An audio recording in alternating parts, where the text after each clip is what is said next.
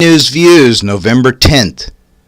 Officials in the Philippines expect the death toll from Super Typhoon Haiyan to reach 1,200 or more. Coastal provinces were especially susceptible to the 385 km/h winds and storm surge that flattened houses and scattered bodies. The Red Cross reported that many deaths occurred at storm shelters that were unable to withstand the brunt of the storm. Cebu province remains cut off because landlines, cell phones, and radios are not operating. Another island hit by the storm had 350,000 residents living in tents since last month's 7.2 magnitude earthquake. Most meteorologists consider this the strongest typhoon in recorded history.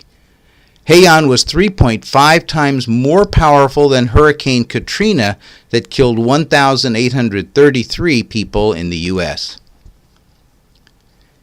In emerging markets, cell phones have become a tool in the delivery of financial services, health care, and education. Over 700 million people do not have clean water, and 2.5 billion have no access to toilets. But 96% of the world is connected via cell phone. Phone apps in Kenya help citizens find the nearest safe drinking water, and people in India use an app to create a financial record and qualify for microfinance loans. Avatars speaking local dialects help expectant moms learn about prenatal care. An Olympic torch for the Sochi 2014 Games is at the International Space Station. A spacewalk with the flame is scheduled for this Saturday. The torch will be tethered to ensure it doesn't float away. The torch will be returned to Earth this Sunday. Tokyo's 2020 Summer Olympics will have more than 10 million spectators using the latest communication and transportation technologies to make the experience a memorable one.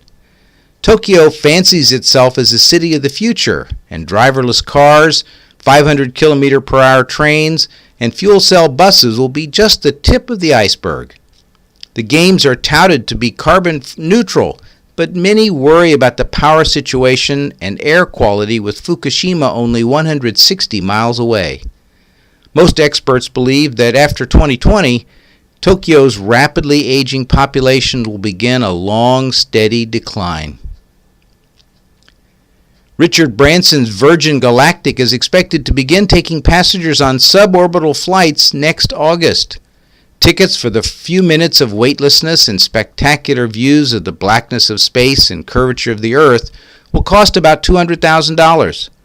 Sir Richard has a net worth of $4.6 billion and ranks fourth among British billionaires. Jae-Duk Shim is a legend among Korea's amateur marathoners. After suffering from reduced respiratory capacity due to his shipbuilding job, he chose running to regain his strength. It worked.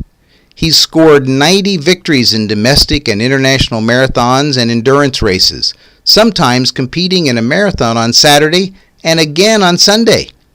His childhood spent sprinting through the mountains of central South Korea seems to have prepared him for a life on the run.